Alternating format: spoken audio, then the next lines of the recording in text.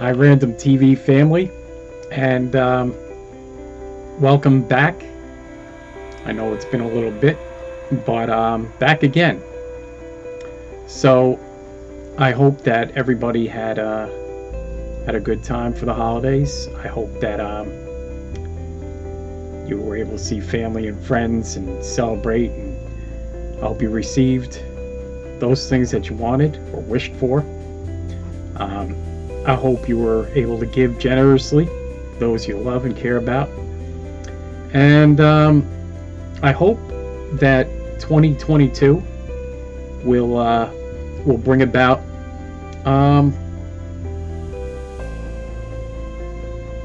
better changes for everybody. It's as everybody knows, been a rough couple of years, but with every change of the year, we hope for better. We hope we can do better, and we hope that folks will do better by us. So, from Random TV, I want to wish you all the very best in the new year, this 2022. Boy, I'm sure surprised that I've made it this far to this year. It seems so futuristic sometimes.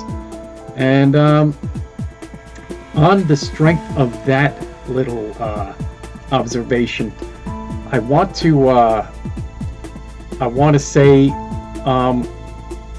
that today's offering is news related, but not today's news. If you're a fan or a casual visitor to Random TV, a subscriber, you know that we don't really dabble in present day topics. We go to Random TV for a little bit of escapism. That's what the channel's about. And before we get to the news item, though, something that is new. Now, if you've paid particular attention to the channel, you may have noticed a little while back there were a couple of what I call guest opens, where folks that would be in the beginning of the video would announce channel 82. It would be a welcome, a greeting. And one of those greetings, the backdrop for the open, for the welcoming, the greeting, was a collection of paintings and a gentleman in the middle of another creation. Now, it was titled "The Artist," and the gentleman is just that. He's quite an artist. If you care to, you can take a look at that open and see. He's a man of quite a bit of talent, and that's only a very small offering. The reason why I mentioned the artist, I can't mention his real name here, is I was gifted with something very special. As I've mentioned in the past, I'm a huge horror movie fan, and one of my favorite movies of all time is The Bride of Frankenstein. It's a pure classic. It's an excellent movie. I highly recommend it. If you have not seen it, see it. And among other things that this gentleman does is he likes to put together model kits, which is nothing special, but it's the touch that he puts on it that makes it shine head and shoulders above, your regular model kit. And being an artist, he's quite good at the paints that he adds to it. And I'd like to break this out. I said I would. I told the artist that I would break it out. And on my very next posting, the next content video that I did. So if you'll indulge my little feature here. Um, I want to show you what he created. Hopefully, it comes through as the masterpiece that it is. I'm in love with it.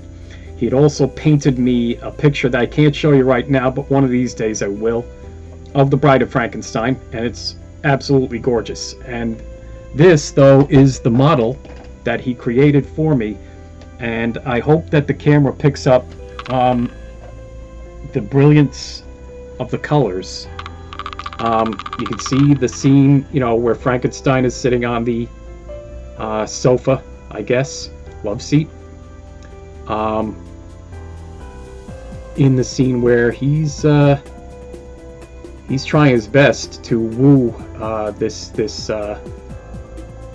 newest creation by Dr. Frankenstein. The creature's trying his best, and she is, well, I won't give it away, but I mean, you could see from the expression on the faces, but I mean, the detail of the model is fantastic. The figures are just wonderfully rendered, but it's the paint. It's the paint that the artist has added to it that really make it shine. I'm very proud of this piece. I've told the artist that much, that I'm absolutely, like the picture, like the painting, absolutely in love with it. It is such a well done job. I'm trying very hard not to jostle this too much, but there are things going on behind the two figures. If you make that out, there are, beakers. I think they call it a pestle with the bowl and pestle for a chemist or chemistry going on back there. And you have the title there, of course, but the shadowing and the colors, just the cushion on the couch, the cushioning of the couch itself, and just everything that's going on back there. Again, trying not to jostle it too much. These figures are movable, and I do not want to. I don't want to move them off of this scene. But brilliant, absolutely brilliant. Again, my hands off at my head. Boy, just right up there with Frankenstein. All right, my hands and my head off. No, my hat's off to you, the artist, for another brilliant masterpiece.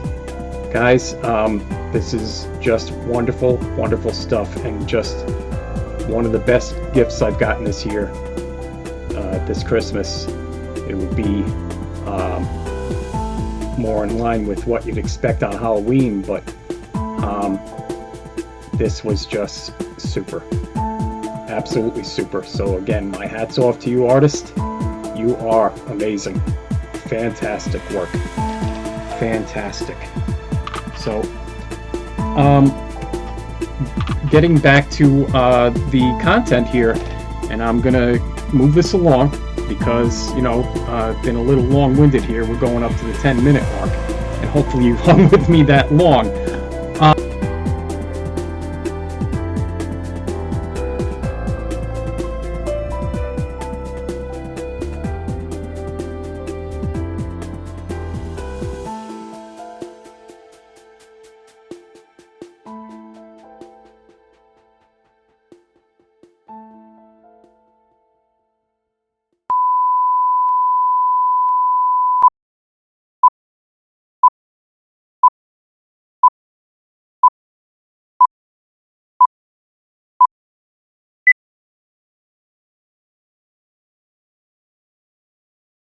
Now, Voyager.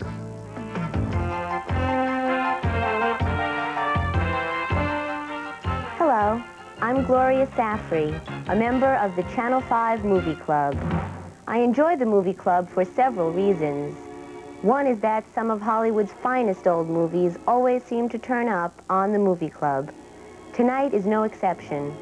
We will be seeing Now Voyager with Bette Davis, Paul Henreid, and my favorite actor, Claude Rains. I have seen a dozen of his movies, and each time I am mesmerized by his fantastic acting and incredible voice. I feel his movies with Bette Davis are among his best, which is quite evident by his performance in tonight's feature. There will be a special treat in the middle of the movie. Irving Rapper, director of Now Voyager, will be by during the break to talk about the making of the movie. In a moment, with limited commercial interruptions, Now Voyager.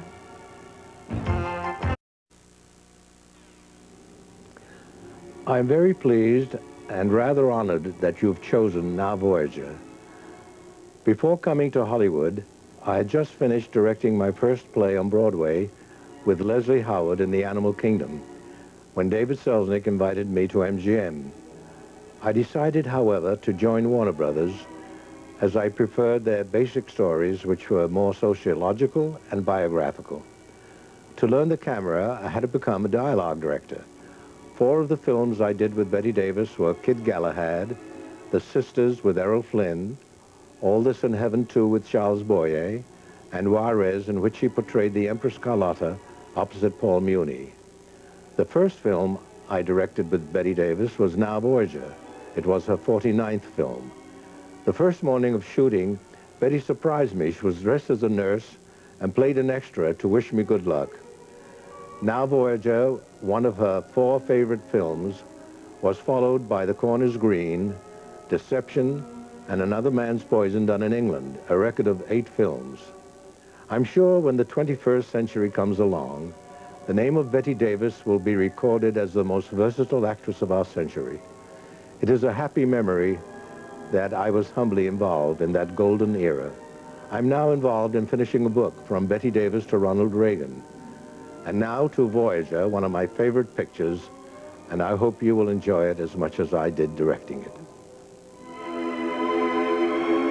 Was it the addicted uncle, the tart with a heart, the inscrutable Celanese twins, the varlet, the virgin, the villain, the vicar, the one with the most votes wins? And that's where you come in. I voted for Rosa. The Reverend. Helena, the twin sister. John Jasper! It's like a sporting event. You don't know how it's going to end. Trude, at the Imperial Theater, call Telecharge and get in on the fun. You, the audience, decide. Harold Robbins' The Dream Merchants, Part 1, Monday night at 8.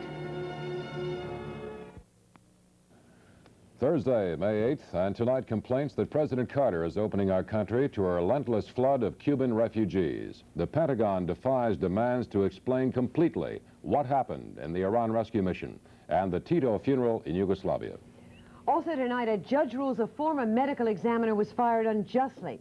Melanie Haller tells her rape story to the grand jury, A Night with Bob Hope, and Death of a Princess, a film that's caused an international incident.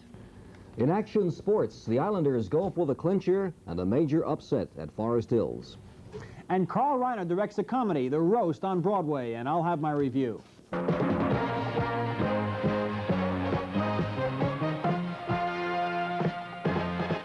This is Channel 11 Action News with Pat Harper, Bill Jorgensen, Jerry Gerard, and the award-winning Action News team. Good evening. Politicians from several states tonight are sharply criticizing President Carter's handling of the Cuban refugee problem. The governor of Texas, Bill Clements, says the president has literally opened the floodgates, placing no limitations on the number of Cubans entering the United States. Today, the Cuban sea lift slowed a bit, but since last month, 25,000 refugees from Castro's Cuba have come to America. Between midnight and noon today, 23 boats filled with over 800 Cubans reached Key West, Florida. U.S. Marines are now on duty at Key West to keep order among the restless refugees waiting resettlement in the United States. The Coast Guard is urging the Cuban government to adhere to international treaties aimed at protecting lives at sea. Vessels like this one, the Dr. Daniels, were forced to take far more passengers than it has safety equipment for. And getting out of Cuba is still a problem for many. Many of those who have arrived in the States tell horror stories of being beaten by pro-Castro Cubans and secret police. And now reports that the Cuban government has stalled the sea lift operation for at least 12 hours, backing up boats in the refugee-crowded port of Mariel. And Pat, once the Cubans get to the States, they find that the harassment continues. As we hear now from Christy Whitker, trouble may have already begun at Union City, New Jersey. The largest group of Cuban refugees to date arrived in New York early this morning after a flight from Miami. The 95 men and 1 woman were met by volunteers from St. Anthony's Church in Union City and driven to New Jersey, where they spent the night in the basement of St. Anthony's Parish School. This morning, doctors and nurses who'd volunteered their services were examining them, giving inoculations and taking blood samples. But while this was going on in the church, next door in the school, this was happening. A bomb scare. That's all they said, was evacuate the school, we're going to throw a bomb in the church. What kind of accent did the person have?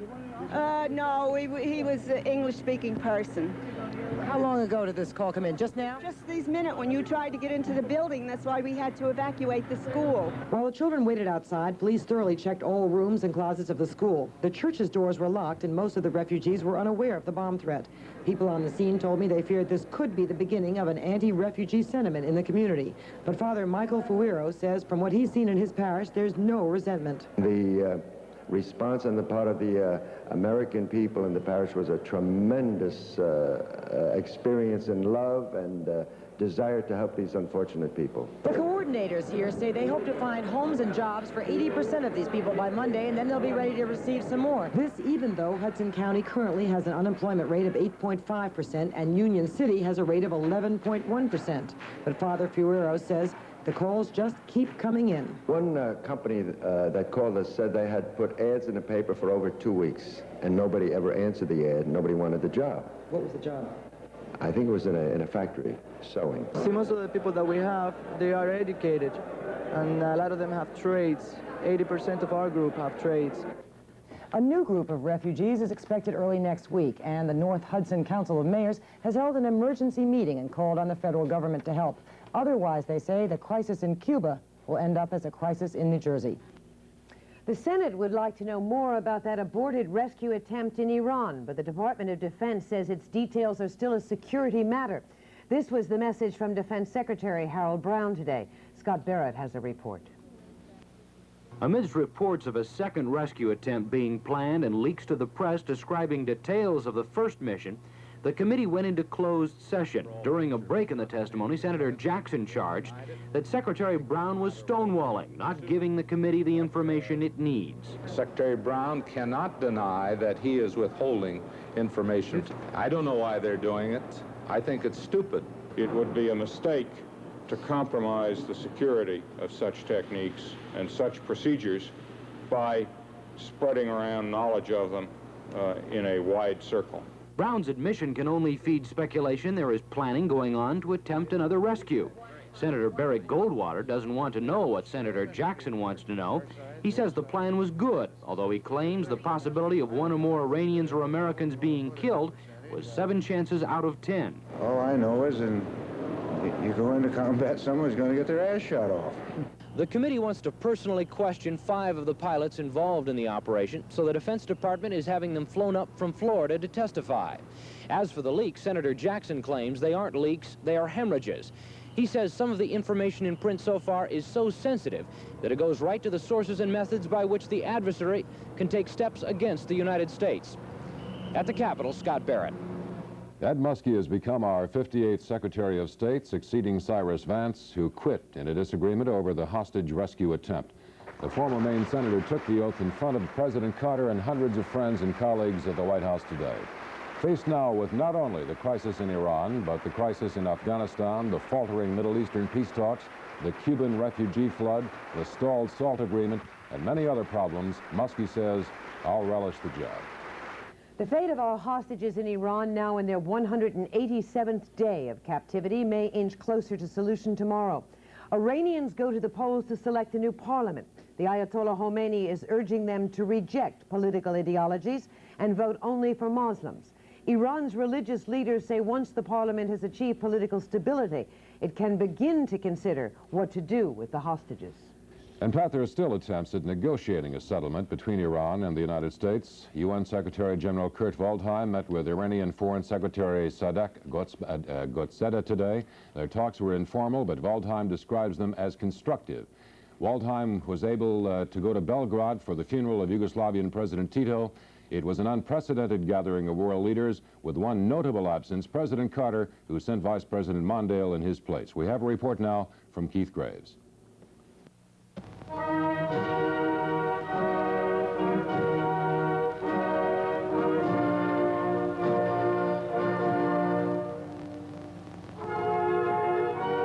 poignancy of the day cannot have been lost on those present.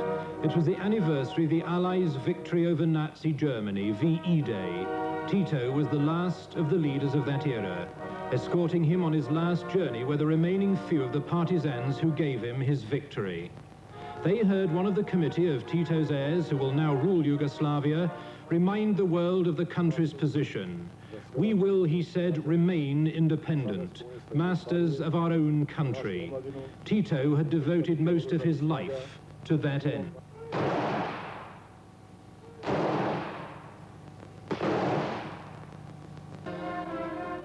For Tito's widow, it had been a harrowing journey. In the heat of the day, she'd walked behind the coffin all the way to the final resting place. Waiting there once again were the world's leaders. Russians stood with Chinese, Iranian with American, monarchs with revolutionaries and dictators. Their differences set aside, however briefly, in a remarkable, perhaps a unique tribute. This is Keith Graves in Belgrade. Still to come, the former chief medical examiner beat City Hall. Melanie Heller tells her story before a grand jury, and one of the country's most famous comedians, Bob Hope, speaks out to Jeff Kamen.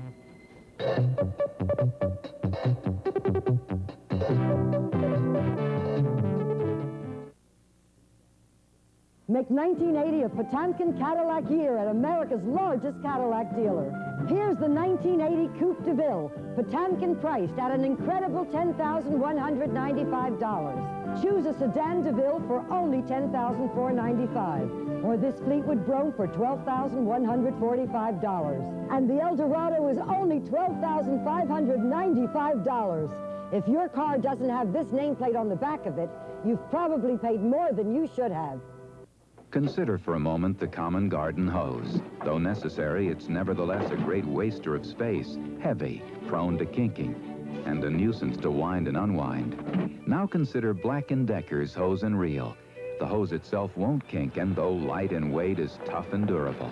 The housing is rugged plastic, but best of all, with the hose and reel, winding is no longer a nuisance. The hose and reel, a water hose on a wind-up reel, portable and very compact.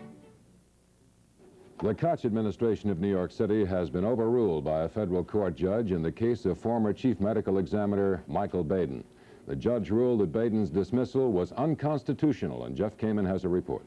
Mayor Koch fired Dr. Michael Baden last July 31st, saying that Dr. Baden was not competent to hold the office. Koch said he was acting only one day before Dr. Baden's one-year probationary period expired.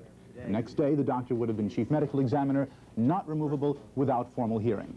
In federal court, Dr. Baden proved that the probationary period had long since expired, that it had only been a 6-month probation, and that the city had falsified this personnel department card to support the false claim that Baden had been on a 12-month trial.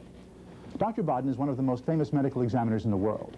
He was chief consultant to the Committee of Congress that probed the murders of President Kennedy and Martin Luther King Jr.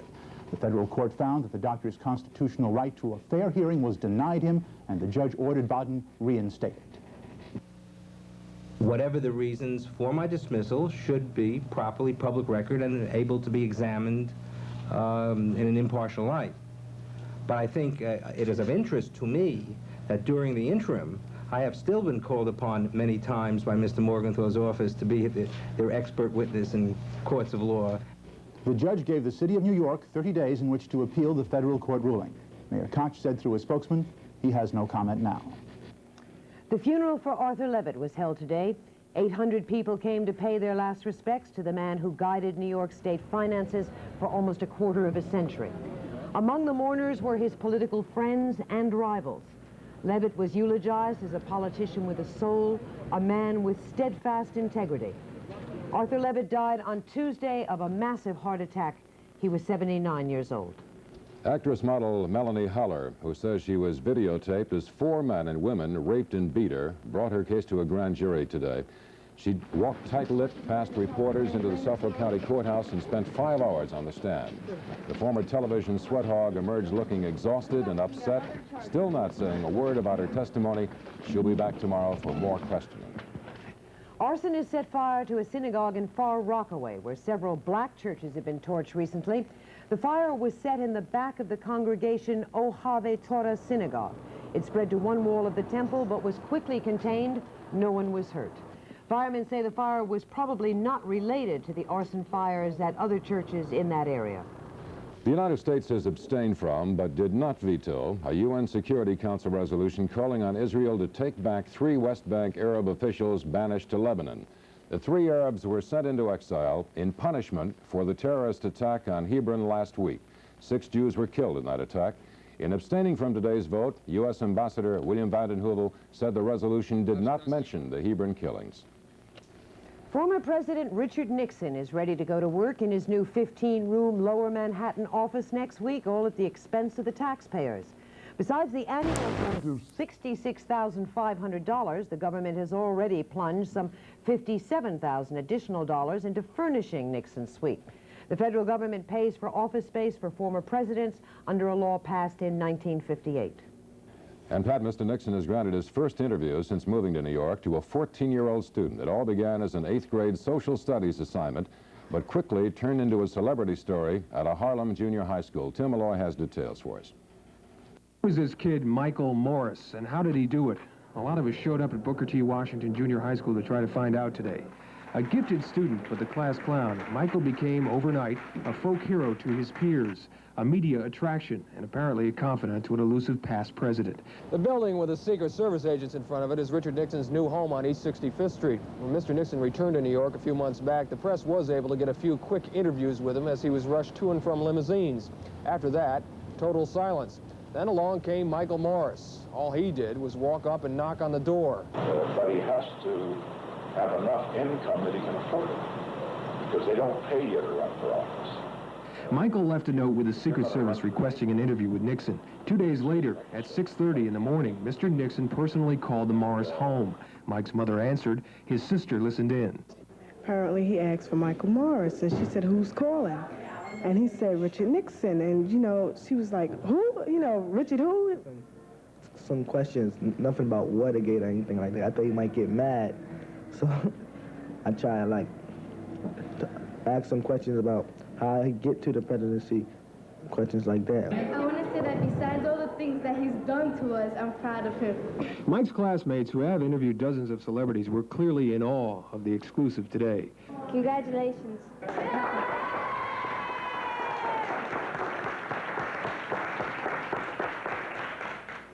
How does it feel to beat out everybody? Feels good. Especially to beat out Barbara Walters and Mike Wallace, 2 of the top, you know, interviewers. It was real good. Mike, admittedly shy, said the former president put him at ease talking about the presidency and what it takes to be a leader. Then they turned to a subject of interest to both. For the final half of the interview, they talked about basketball. Still ahead on Action News, enforcement of the pooper-scooper law may be pooping out. And Bob Hope does a show for the Army, the Salvation Army, and the diplomatic dispute over a television program.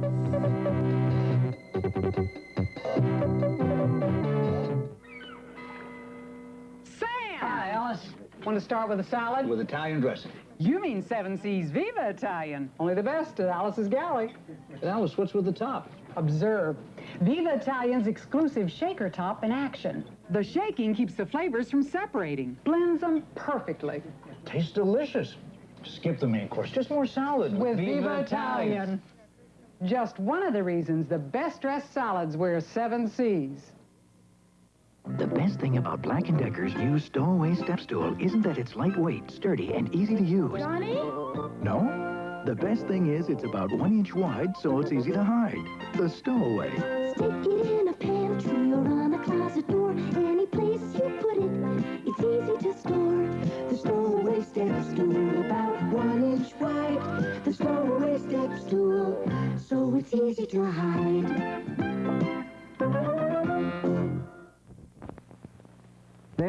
such thing as an average citizen. Each one is different, each one you can trust. There's no such thing as an average citizen. For Citizen Watch, innovation's a must. Slim and trim, yet incredibly accurate. The anything but average slim dress quartz from Citizen, designers of the first quartz movement to break the 1 millimeter barrier. There's no such thing as an average citizen.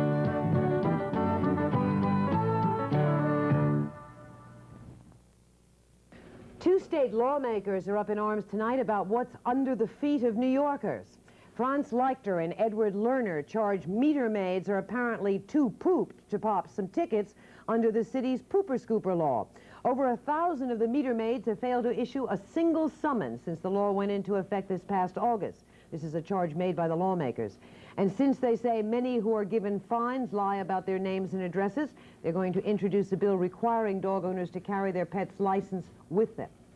In the past few days, Bob Hope has become very serious about wanting to help get American action to get help for the hostages in Iran.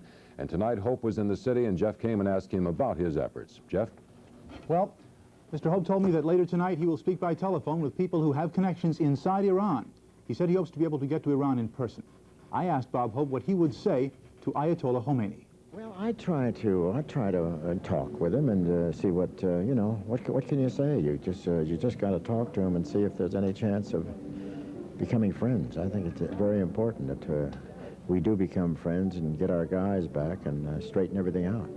You think it's time to back away from angry military solutions? Oh, I do. I think so. I think it could be a bloodbath if we started a thing like that. And I think we have to be patient right now and just try and work it out. From all the guys that have visited our fellows over there, they seem to be in pretty good condition. And so they're not suffering too much. And I think a few weeks, I think it's something to think about. Bob Hope spoke with me prior to his performance at the Waldorf Astoria's Grand Ballroom, the event, the 100th anniversary of the Salvation Army in America. Pat? Thank you, Jeff. Days ago, 1 day or 2 days, I thought the Islanders were on their way to the finals, but now Jerry tells me there may be something to worry about. Jerry? They're still on their way to the finals, but they're taking the long route. They're playing good hockey tonight in Buffalo, but have not scored. And even though they dominated the second period, they trail 2-0 after 2 in Buffalo. If they don't clinch tonight, that would make it 3 games to 2. They'd get their next chance at the Nassau Coliseum on Saturday night. 2-0 Buffalo at the end of 2 periods. One other score in Philadelphia where the Flyers are trying to wrap it up. Looks like they're going to do it tonight. They lead 3 games to 1 tonight, 7-3, playing the third period. Yanks and Mets not scheduled in Milwaukee tonight. The Brewers doing it big. After 3, they lead 8-0. Chicago over Kansas City in the 4th. Toronto, California, Detroit, Seattle later on. National League 1 game. San Diego beat the Cubs 9-6. At Forest Hills, big upset. VJ Armitage stuns Jimmy Connors in 3 sets. That covered 2 days. VJ won the first set last night, then Rain stepped in. They continue today, and here's VJ on the right. Connors won the second set 6-4 as he came back to even it up at 1 set apiece. And here, after driving the backhand hard, he comes up with a drop shot, which he's been working on off the backhand, and it works. But VJ came right back 6-3. In a way, not much of a surprise. He beat Connors earlier this year, 6-3, 6-2, and he's beaten Connors' lifetime 3 times. That drop shot works for him, so Connors is out of the tournament. The NBA Finals won't resume until Saturday, giving the Lakers plenty of time to think over their strategy. Double-teaming Dr. J worked in Game 1, but last night the Sixers came up with the answer. Hit the open man. They get it into Dr. J here. Everybody swarms around him. Out to Bobby Jones, all alone for the jumper. And then Bobby Jones going without the ball. Doctor gives him a pass. He scores. Also, the Sixers ran well for the first time. First game, they just didn't get the fast break. Here you see they come out 3-on-2 and a feed underneath to Bobby Jones. Dawkins was hot. Oh, was he hot from the outside. He had 25 points. Game 3, Saturday.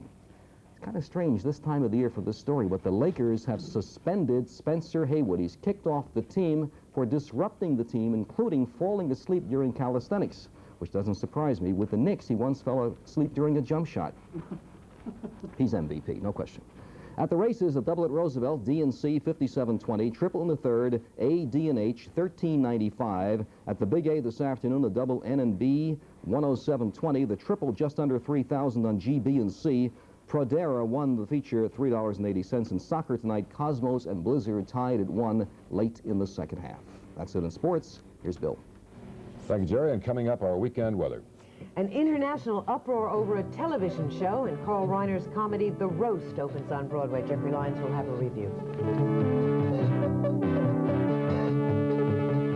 This portion of the news was brought to you by the good olds guys. Are you pumping a fortune into your gas tank? Trade in your Guzzler for an Oldsmobile Cutlass. It gets great mileage. It's sticker priced at only $61.24. And the New York, New Jersey good olds guys can help you get an auto loan. And at less than the prime rate. Less than big corporations pay to borrow money. See the good olds guys. We'll pump some money into your economy.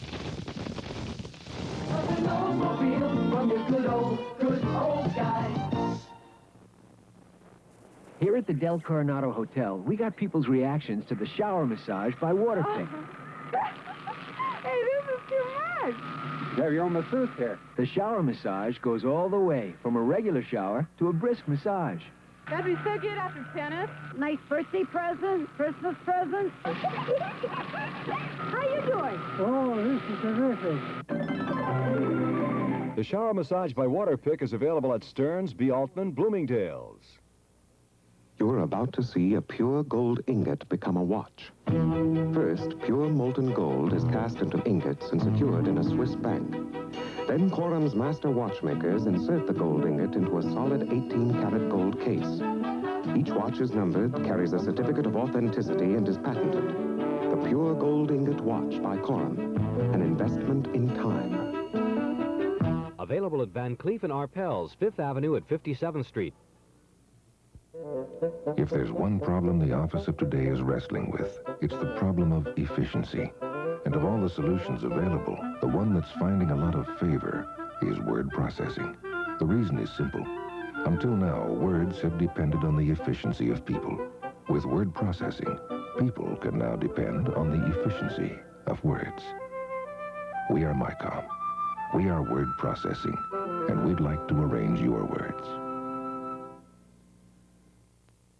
Now, here's tonight's business report prepared in cooperation with the Wall Street Journal. Participating advertiser in tonight's business report is Exxon Information Systems. Historically, springtime has been boom time for car and home sales. Not this year. Car sales are terrible. 250,000 auto workers are laid off, and 40,000 salary jobs in the auto industry will vanish by the summer. And the United Auto Workers Union plans to try to get restrictions on the number of cars and trucks imported to our country.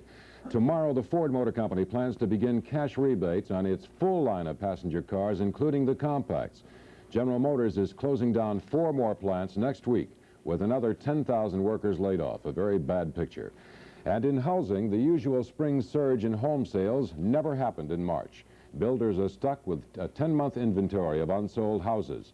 But Citibank is dropping its interest on mortgages by another full percentage point. Regular Citibank customers can now get 15.5% rates. However, the largest thrift institution lender in the country, Home Savings and Loan of Los Angeles, is now offering 12.75% interest, and that's a cut of nearly 5 percentage points. On Wall Street today, stock prices were down. The average share listed on the New York board was off 1/4, and the Dow Industrials lost 6 points. The oils got hit, Mobil off $3, and Gulf Canada fell $7.50 a share.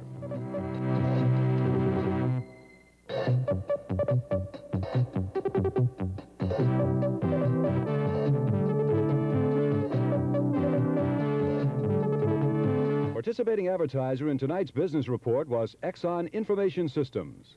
Today, large companies and small have mountains of paperwork. But what if revisions like these took minutes instead of hours? Exxon Information Systems presents the Videc 1800 word processor. It edits, corrects, and does math on its screen to speed through paperwork. Videc, technology that makes it easier for you to do business.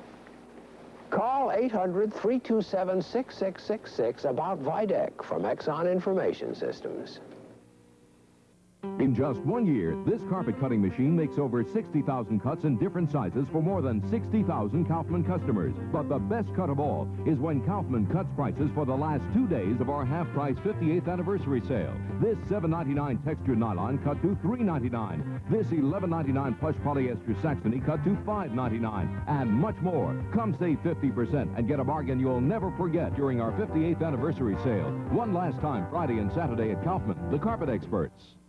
The Energizer. Honey, we need a flashlight.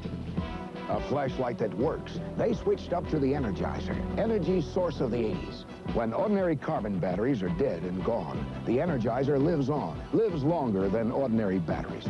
Between use and in use. From Eveready, the Energizer. The Energizer. Energize. For life. Long life. Legendary Gravely lawn and garden tractors. Over 20 attachments for mowing, tilling, plowing, cultivating. Powerful, old gear. Direct drive to the attachments. No belts to slip or break. And now, a full line of mowers and riders. Gravely. Tough, dependable, durable. Everything you need all through the year. From snow blowing to mowing. Few things last like a Gravely. Parts and service at these Gravely dealers. First it was Britain, now the United States. Saudi Arabia is pressing the State Department to stop the public broadcasting system from airing a documentary drama this Monday. It's called The Death of a Princess, and the Saudis say the film paints a derogatory picture of Saudi women. We have a report. Death of a Princess shows the execution of a Saudi princess and her lover for adultery. When it aired earlier this year on British television, it so incensed the Saudis that they expelled the British ambassador. But the Saudis do not object to the execution scenes. What angers them is the depiction of Saudi women as bored, vacuous persons who engage in casual sex. Something for wild animals. But she broke the rules. The Saudi ambassador calls it offensive to the entire Islamic world, and late yesterday he enlisted the aid of the State Department in making his feelings known. He persuaded Acting Secretary Warren Christopher to write a letter to PBS in which Christopher said, "We have no doubt you will give appropriate consideration to the sensitive religious and cultural issues involved." This morning, State Department spokesman Harding Carter defended the letter. As the letter says, the United States cannot and will not attempt to exercise any power or censorship. We have had a long relationship with the royal family in Saudi Arabia, whose leadership we respect. The hearing was given to a friend to express that concern.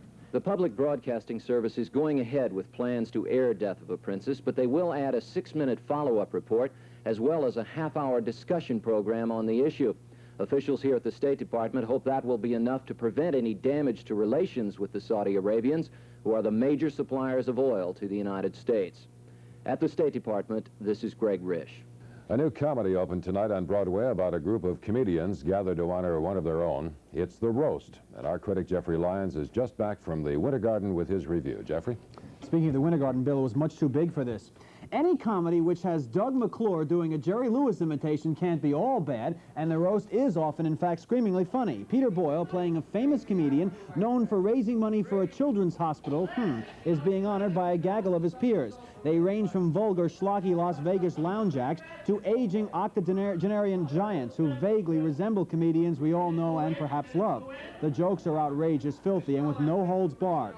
But the play is too long, with a needless intermission and with a pacing that is uncertain, especially in the huge confines of the Winter Garden. Rob Reiner, the son of the show's director, Carl Reiner, is one comedian there on leave from a mental institution as the play searches for substance. But the dramatic confrontation seemed forced, obvious, and out of place. So some credits are due here, especially to Joe Silver, the MC, the funniest of them all, carrying a golf club and dressed all in lemon. I wonder who that could be. But with its wasted opportunities to be anything more than a series of some great, often vulgar one-liners, The Roast ultimately gets burned by its pretensions. I'm Jeffrey Lyons. Bill? Thank you, Jeffrey. It was a soggy day out there today, but good news, it won't last too long. The weekend should be very pleasant. Right now, 53 degrees, humidity 64%. Our barometer stands at 29.77 inches. It's rising, and winds are out of the south-southwest at 10 miles per hour. And our exclusive AccuWeather forecast says tonight's skies will be cloudy. Temperatures will be on the chilly side. The low will be about 44 degrees here in the city, cooler in the suburbs. Tomorrow it'll be partly sunny, windy and cool.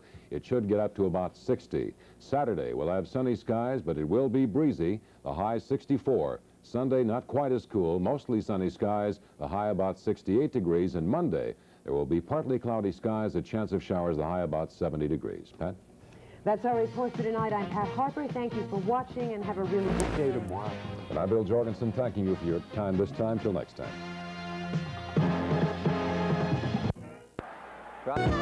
Away Friday on the Disney Channel Family Weekend. At 2:30, Jodie Foster, Johnny Whitaker, and Michael Douglas star in a story about growing up on your own. Napoleon.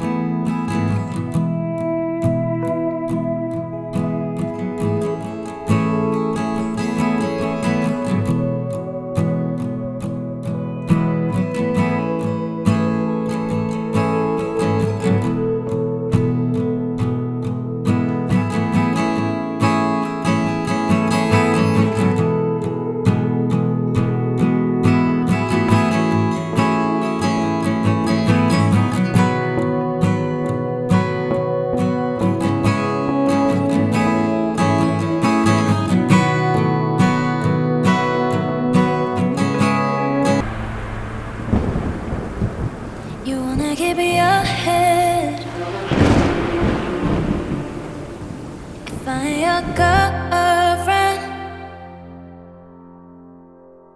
I won't let go of your hand. Yeah, at this point, 'cause you'll never see me. I'm better than you thinking you're not very simple, yeah. Hold me to the waist, baby, touch me on my skin, or just love me. Let me be something that you never imagined. Hold me to the waist, baby, touch me on my skin, or just love me. Let me be something that you never imagined,